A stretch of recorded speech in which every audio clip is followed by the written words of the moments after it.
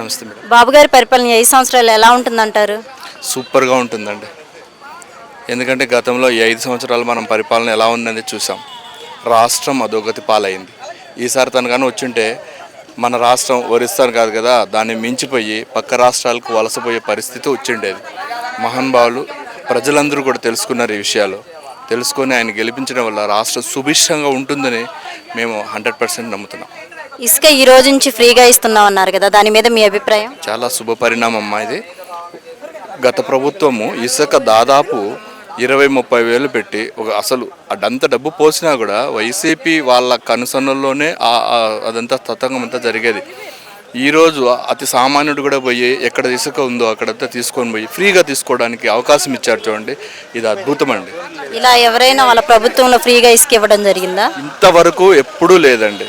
First time ఫ్రీగా ఇసుక ఇవ్వడం అనేది ఇదే ఫస్ట్ టైం. అదే లాస్ట్ గవర్నమెంట్ వాళ్ళు రీచ్లను కొండలుగా తోలు పెట్టుకున్నారు.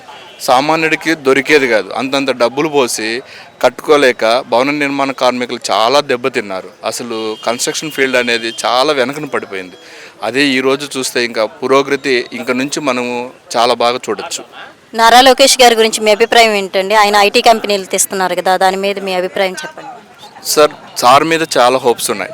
గతంలో సారు అంటే 2014 తెలుగుదేశం పార్టీ హయాంలో చాలా కంపెనీలను మన ఆంధ్రప్రదేశ్కి తీసుకురావడం జరిగింది. ఇప్పుడు కూడా అలాంటి ధోరణి, అలాంటివే మళ్ళీ మంచి మంచి కంపెనీలు మనకు ఆంధ్రాకు వస్తాయని చెప్పి ఆశిస్తున్నాము. యువత అంతా కూడా దానికోసం ఎదురు చూస్తుంది. వాళ్ళ ఆశ ఖచ్చితంగా నెరవేరుస్తారు సారు. ఆ నమ్మకం మాకుంది. బాబు గారి పరిపాలనకి జగన్ గారి పరిపాలనకి తేడా ఏంటండి? ఆకాశానికి భూమికి ఉన్నంత తేడా ఉందండి.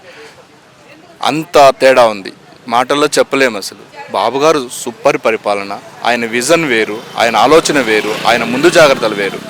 గత ప్రభుత్వంలో రాష్ట్రం అధోగతి పాలయ్యి అమరావతిని సర్వనాశనం చేశారు.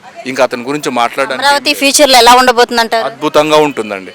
అమరావతిని మనము మరో ప్రపంచంలాగా మనం చూడొచ్చు.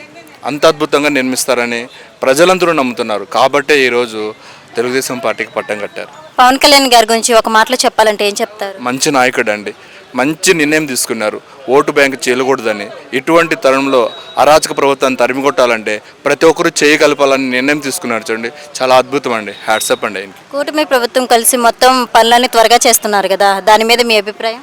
చాలా మంచి నిర్ణయం తీసుకున్నారండి.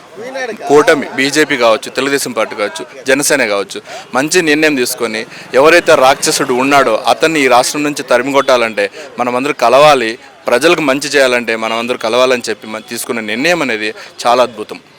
Okay, thank you. వెల్కమ్.